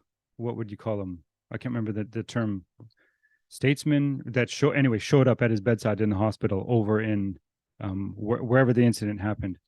But the fact that Trudeau was the first one there back in I don't want to even guess what year, but we're going back like 40 something years now. Right. 40 years. I remember that. I forgot where I was. I think I was in high school at the time. So it was late 70s, early 80s, even earlier than that. Yeah, and just looking at the chat. Oh, I just want to. Okay, I'm not certain about how Odin met his end.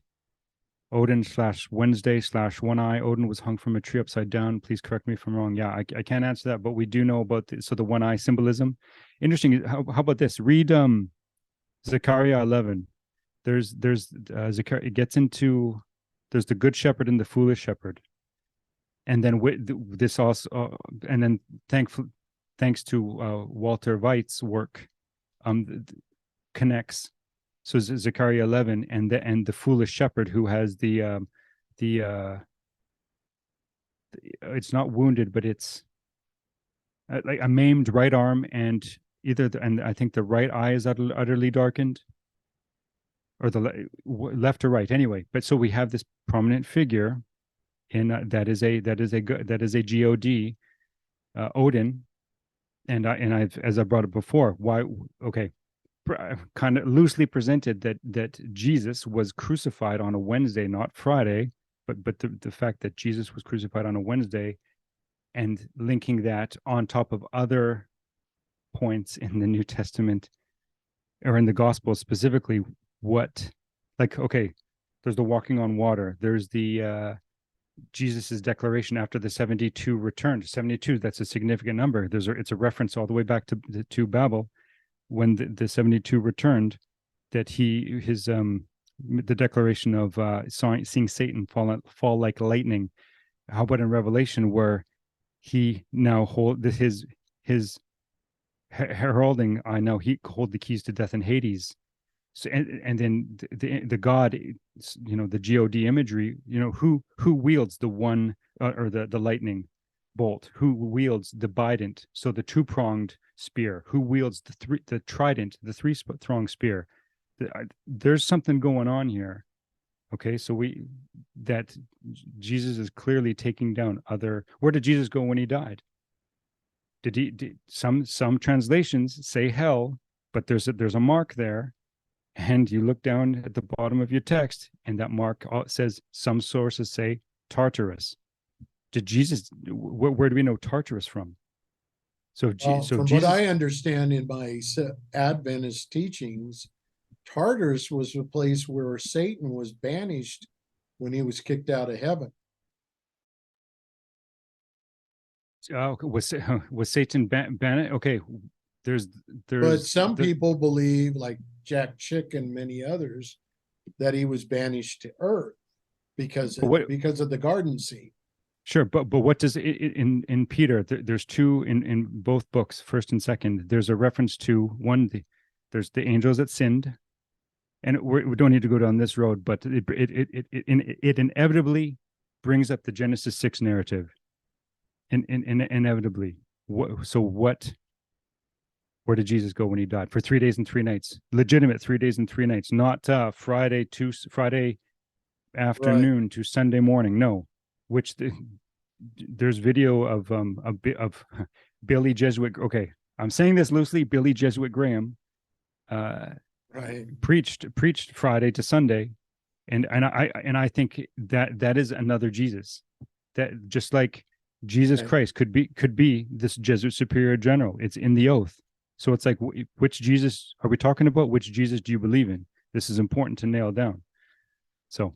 Right, because the Bible does say, who was it was it Peter or who was it that said, if another one comes and preaches another Jesus, he is not, I can't remember the exact quote, but I'm sure that applies here, because the Jesus that a lot of people teach isn't the same biblical Jesus that you and I know.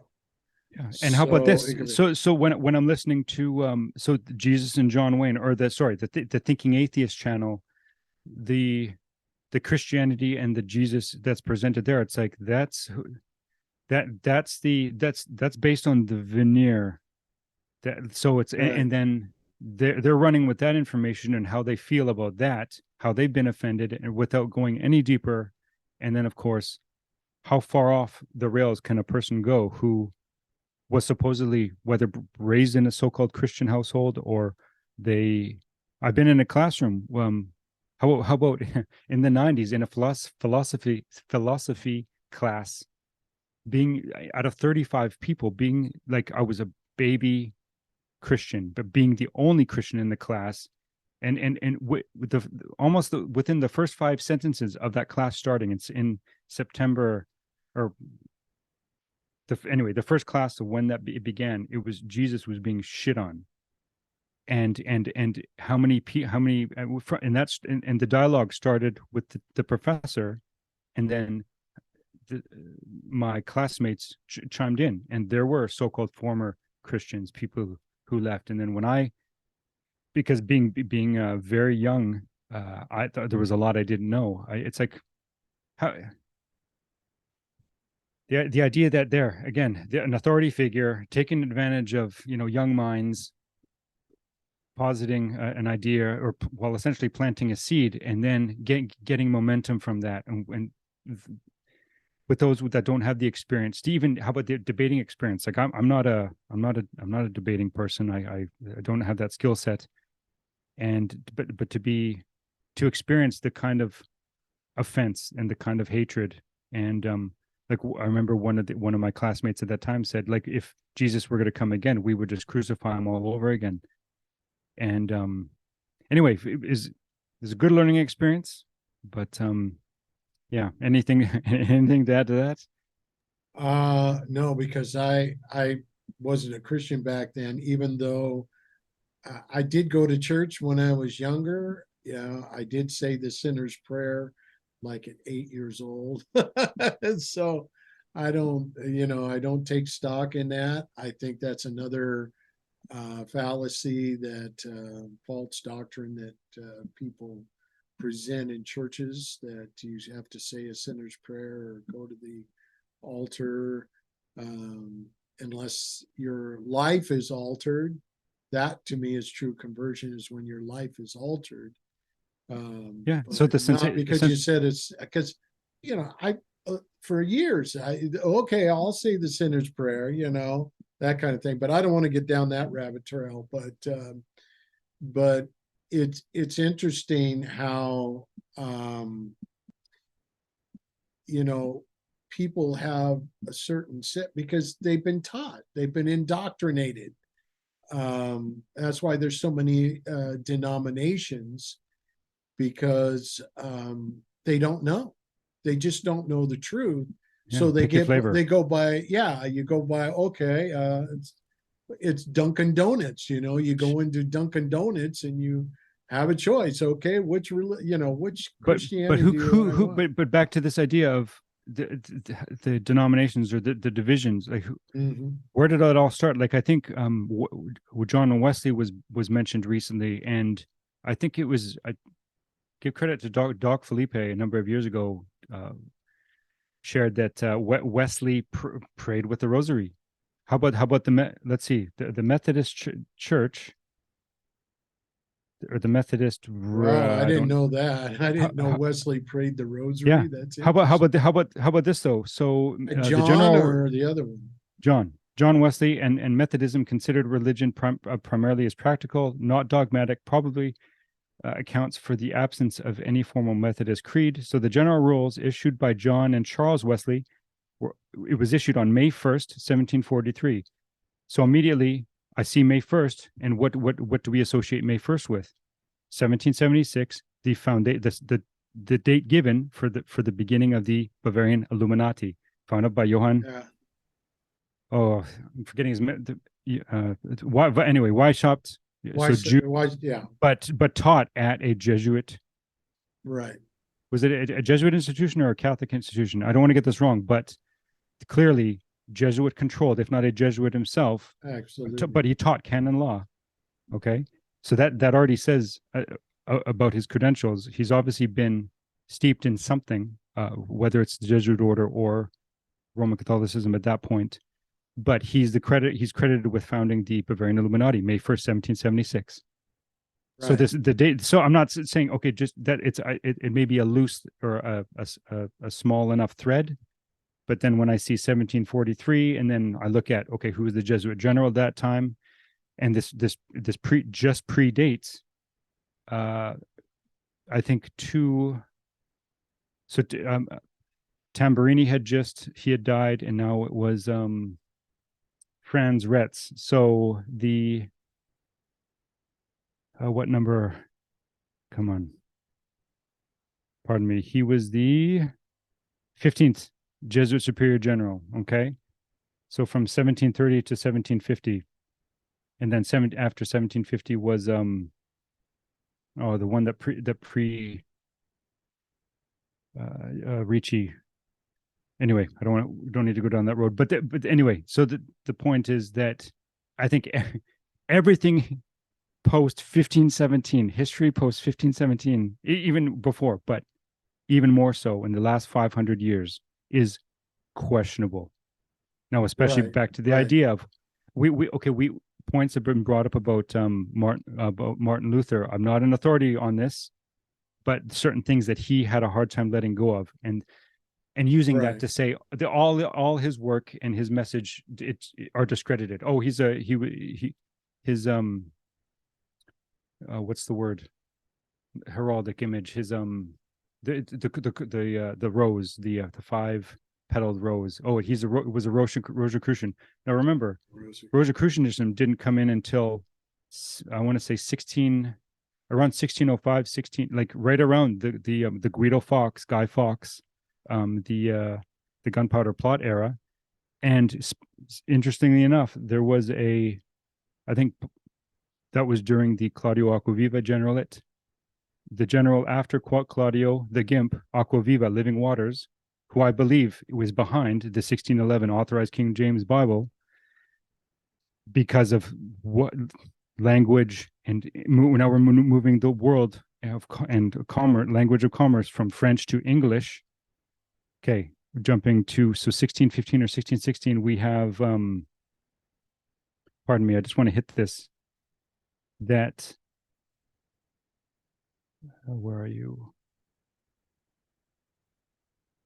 Listen to me. Mutio Vitelleschi Eschi. I'm not sure how to pronounce his last name, but looking up one of his name meaning, I think it was Mutio. It has come up. You can do a search. Pick your favorite search engine, but it means fragrant rose. There's anyway, the name meaning is there's something going on there. There's something going on there. And so by the time Mutio Vitelleschi steps into the office of the Black Pope, we have Rosicrucianism starting to appear. Right. So there's something significant about that, because anyway. Well, I can't because I don't know much about that. Hey, it's okay. I do agree. I do agree with on Martin Luther. I do agree with Johnny's take on that, because I think he was mightily used of God to, separate from the Catholic Church. But I think the problem lies is too many. How a lot of denominations start is they build it on a man. They you have the Lutherans, which is followers of Luther and what he taught. But yet, if you notice, a lot of the trappings of what the Lutherans did were similar to Catholicism. All churches that, these mainline denominational churches, especially all the ones that I've gone to in my life, and I've been to a lot of them, all of them still had the trappings of Catholicism. So it's just their version of what they taught by, the Wesleyan Church. Well, they were built upon the followers of John Wesley.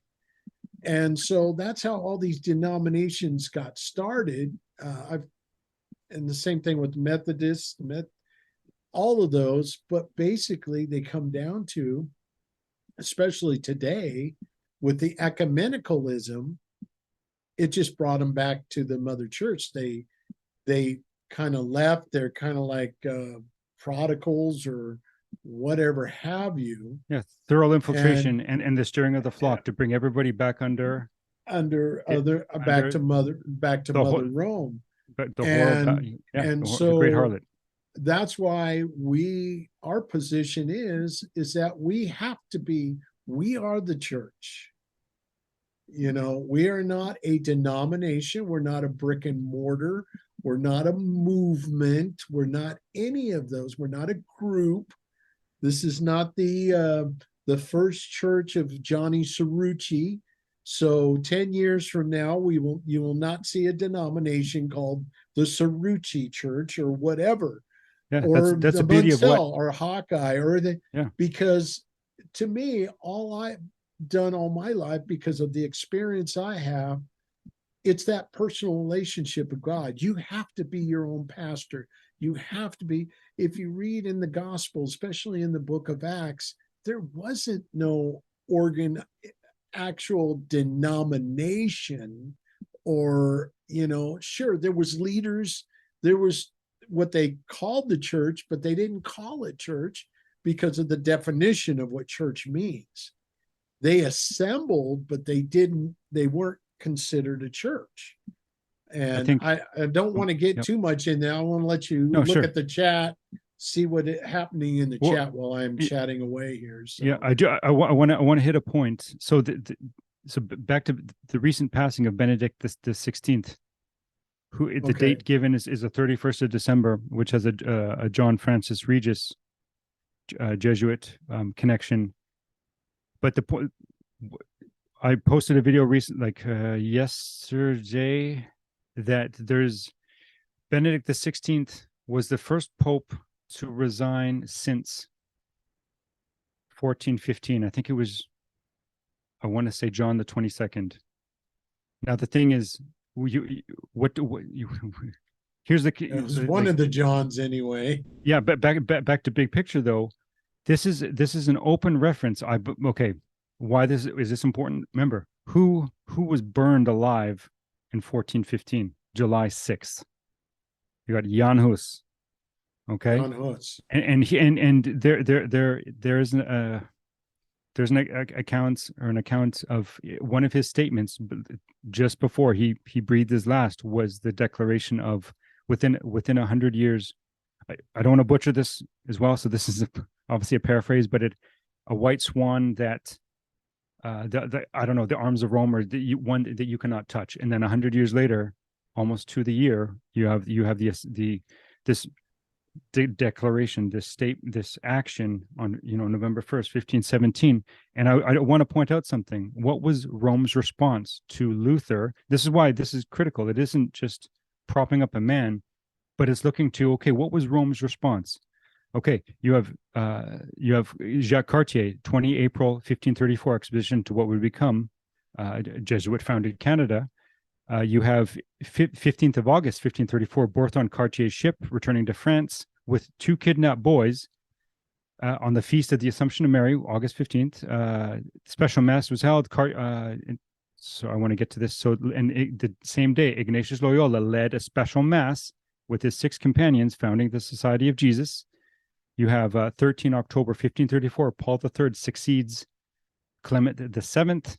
Clement VII died the 25th of September 1534. That's a significant date to some of us. You have 18th October 1534, the affair of the placards. You have the 3rd of November 1534, just after Samhain, All Saints' Day and All Souls' Day. You have the King Henry VIII and the Acts of Supremacy, the Church of England being established. King Henry VIII replaced the Pope in England. You have with the William Tyndale Bible in part. I think it was just the New Testament at this point. So 1534. I don't have an exact date in 1534, which is the book that Shakespeare, Claudio Acquaviva, learned his English from, and what would become the language of the 1611 King James. You have Tyndale being strangled and burned on the 6th of October 1536. Note, Tyndale's death date coincides with Jesuit Matteo Ricci's birthday in 1552, so October 6, 1552. And then, the Tyndale New Testament printed 1534. So you think you have, and then of course, what would happen in 1539, Loyola presenting the formula to Paul III. You have this is the finger stroke of God declaration, September 3rd, 1539. You had 1540, Paul III's Regimini Militantis Ecclesia, so the papal bull that essentially gave them the power to do what they're going to do. And then 1541, the election of the first Black Pope, Ignatius Loyola, April 19th, so 1541. And then 1543, the publication of the Copernican model. And then I think also 1543 or 45, you have the first session of the Council of Trent, which was a council that was spread over like 17 years. It had a number of sessions, but over a wide. But what was the purpose of it? It was primarily to, what do we do about what's happening with the so-called Protestant Reformation? So here's Rome's response to something like, sure, today things happen very quickly. we go back a few 500 years ago. Sure, Right. things didn't happen just as quick, but you can Well, clearly from what see I understand is big that they were picture. very, yeah, big picture is that they were very patient because it took what 800 years for the futurism doctrine to hit the Protestant churches for a while there. I They think didn't believe it. They thought it was heresy, but then I think it took them about 800 years. But anyway, what I wanted to say less is than that less than 500. I think was I it less think than five? I Maybe it was think both four. futurism and preterism were a result of I want to say Cardinal what's his first name, Bellarmine, who approximately, so that we're going back around the 1582 mark, Right. which is the time of the beginning of the Gregorian Christopher Clavius Jesuit calendar Calendar. being Right. Right. instituted. You know, it'd Um, be interesting if you could put together like a chart of all these timelines, I kind of like a time. I know it looks. I know it would take miles of paper to do that, but it's think just I don't know how you keep them straight. There's just so many dates there. how about this? It's just like, how about this? The repetition of detail, like it's inevitable to come across these over and over and over again. And of course, each of us has our own distinct point of where we interact with this information. Like how about this? You listen to Johnny in any interview and you wonder, how the hell does this man, it's like, where did he come from, and how does he, and but then he would even say Eric John Phelps, he doesn't hold a candle to Eric John Phelps, but it took an Eric John Phelps to awaken a Johnny Cerrucci, Right. It right? was the And spark. It was the spark that got him. That got but him. but Got him but being going. immersed in this information, and then one having to talk about it, two, in research though, always going back to certain point, like it's always important, what's the big picture, and then once you have Absolutely. those monuments in your, there's always a frame of reference, because it is overwhelming. One can easily get lost in the weeds in the sea of information. Absolutely. But like And but like before how do you we go ahead. go ahead, No, go ahead and no, how finish do your you, like, thought. yeah, how do you approach, like, how many men and women, like so-called Bible believing men and women, would cry and drool over a Donald John Trump in office, Mhm. and without even examining, so his education, his background, like that alone already tells you, points to the bigger picture. Mhm.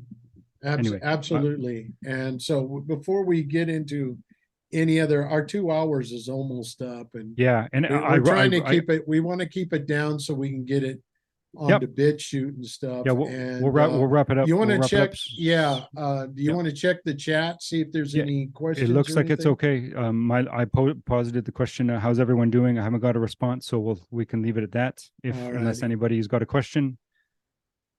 Yeah. Hey, Feel thanks, free Bill. to. This has been fascinating for sure. Absolutely. And we could go on for another another 2 hours on this because it's just fascinating. I'm just learning all this stuff.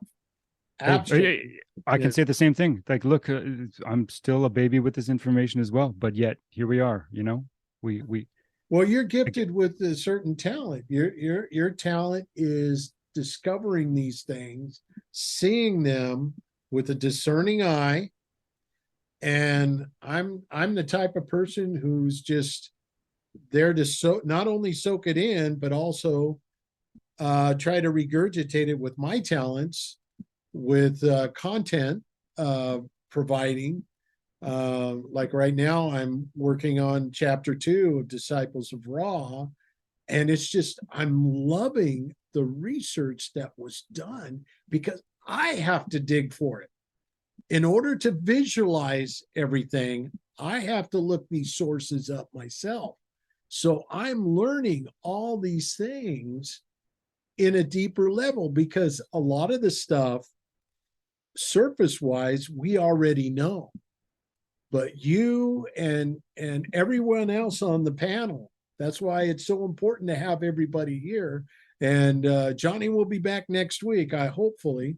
But when we have the whole panel together, we're able to use our talents together to be able to present this information. Like most of you guys are the researchers, I'm the guy who puts it all together to make so people can understand it a lot better visually. So anyway, any closing thoughts there?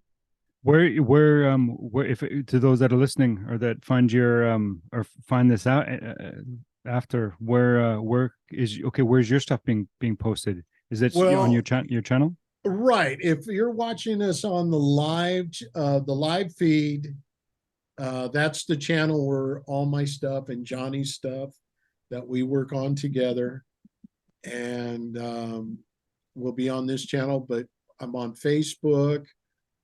Some of the stuff that I think is safe enough to put on YouTube. I noticed so far a lot of stuff you put on your channel on YouTube seems to, and your channel is called Hawkeye Rising. Okay, Rising. Yeah, I know. I And realize having to do the step thing with knowing what certain topics and certain terms were, it can all, like I did get a copyright strike, so there's a couple of things I've removed, which it was peripheral stuff anyway. So I think it's important to when posting somebody else's work or content, it's like it just as if we're commenting on it. It's got to pay attention to the amount of time being used. So I'm trying to find, okay, the most poignant, either a point that's made or a statement, and then either I'm uploading that. I haven't done any live type stuff in recently, but I'll have to figure that part out then in the near future too, because obviously there's a just like Johnny being there's the Sarucha team brief every day. We're in a time of there's so much going on. How do you keep up? But also too, where can you go to those who have the eyes to see and the ears to hear that can actually again give the big picture? And then because it's either going to be discouraging, how does a person take heart in a time like this? How does a person know what to look out for, even the day-to-day stuff? And what's important too for those who are watching live, and when you guys watch this back, I'll have more information in the description below on how to get these resources, and especially Johnny's books, and support him. Yeah, but and I think I think if everybody doesn't have to create content. What people can do, what's nice about Odyssey is you can download, and if everybody just downloads our programs and mirror them on other sites, on Facebook, on YouTube, or whatever, if you're willing to take that risk of losing your channel on YouTube. But if everybody does that, it multiplies the truth getting out. And we did that with Disciples of Ra. For some reason, Disciples of Ra chapter 1 has just exploded on Odyssey, of over 1,000. I don't know how many views is. I haven't checked it recently, but it's over 1,000 views, and that was my main concern, because I spend hours, not to puff me up, but I spend hours putting this content together. And my only fear is anybody going to see this?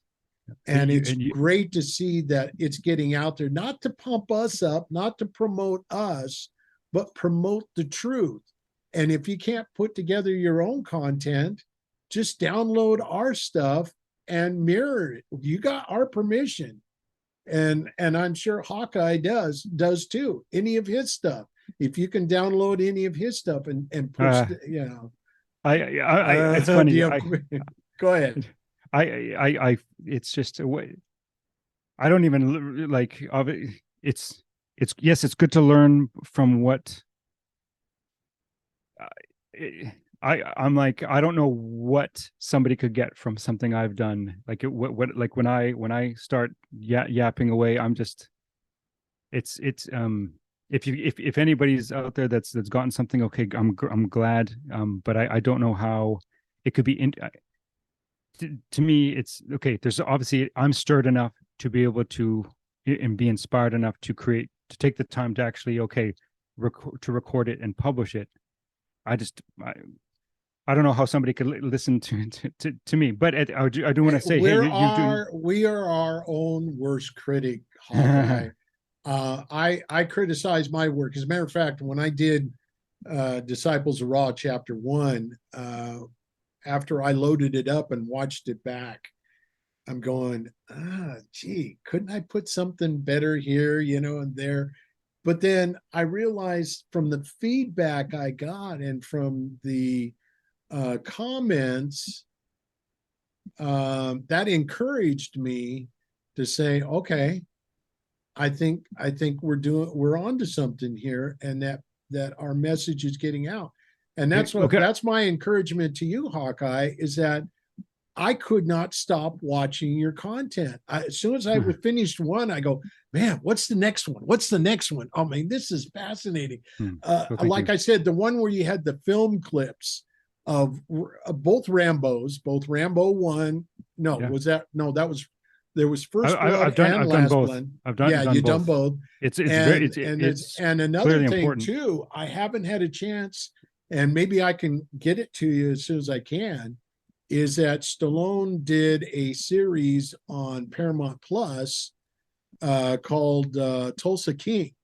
Yeah. And there's a lot of stuff in there as well. My name, I heard my name is mentioned in it was a free episode on YouTube, and my name comes up. I'm like, you mean the premiere, the first episode? Yeah, but how about this? Can we pause this? I do want to add to the Benedict the 16th, which I forgot.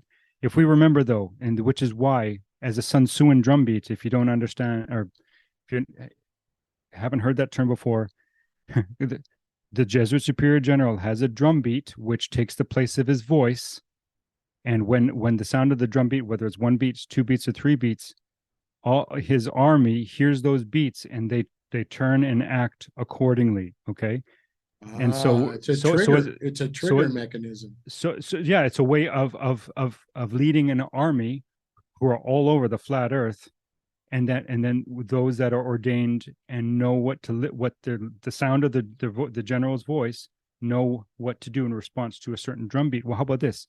The fact that Benedict the 16th died December 31st. Right. He his ascension to the papacy was April 19th, 2005. Remember, April 19th, that's a connection date to the first Jesuit superior general, Ignatius Loyola. Okay, who was so Joseph Ratzinger was the former prefect of the Doctrine of the Congregation. Sorry, prefect for the Congregation of the Doctrine of the Faith, which was renamed from the Inquisition. And on my channel, there's the John Wick clip of it was somebody had posted it that John Wick meets the Pope, and my response was, that's not the Pope. That based on the cassock and the I can't remember the official name of the little cap, but this man, Mitre, not the mitre, no, it was just like the little, I don't know what you call it, but the point the is yarmulke. No, well, it's not called the yarmulke. It's called something else in the Roman Catholicism garb. But the fact that he looks a little suspiciously like Ratzinger, and what was Ratzinger, the former head of the Inquisition. Mm-hmm. So you have the scene, a deleted scene in John Wick 2, where Wick goes and kisses. Well, his lips don't necessarily connect with the ring, which was smart. But the fact that he goes, the gesture, it's the gesture, and gets permission to execute a certain person and gets the blessing. Okay, so you have this scene. Yes, it wasn't used, but it exists. So and I'm pointing out. And you okay, showed it, didn't you? Didn't you post that? Yeah. I saw that. So you have the day that Ratzinger took the throne, or ascended to the papacy. You have Ratzinger's connection to Vatican II. You have his connection to the Inquisition, and then you have his date of resignation. So February 11th, 2013. So we got this 211 date, which coincides with certain things in history, and then his official stepping down was February 28th, 2013, which opened the door for okay. What am I saying? We do not know if Ratzinger was an ordained Jesuit, but in 2008, I can't remember the date, but it was I think the 35th. Oh, it's called? It had to do with the election of the Black Pope that came after Peter Hans Kolvenbach, and when Adolfo Nicholas stepped in, Ratzinger wrote. There were two either decrees, or one was a decree and one was a bull. I can't remember off the top of my head, but anyway, in one of them, he did cite the fourth vow and used perinde ac cadaver, calling the obedience of all the Jesuits. So you have a white pope making reference to the fourth vow. Wow. This is very important. And then you have his death recently, and then you have the connection of his resignation to 1415, so the death year of Jan Hus. So big picture, like, remember the Spotlight film, the church thinks in centuries, Mr. Resendez. This is years in the making. Where we're at right now, it's not an accident. This is years in the making. So that essentially, that's your big picture. And thus, as I presented to the Thinking Atheist, so you have Biden sworn in on a Douay-Rheims Jesuit Bible. You have the invocation by a Jesuit who was the head of Jesuit Georgetown U.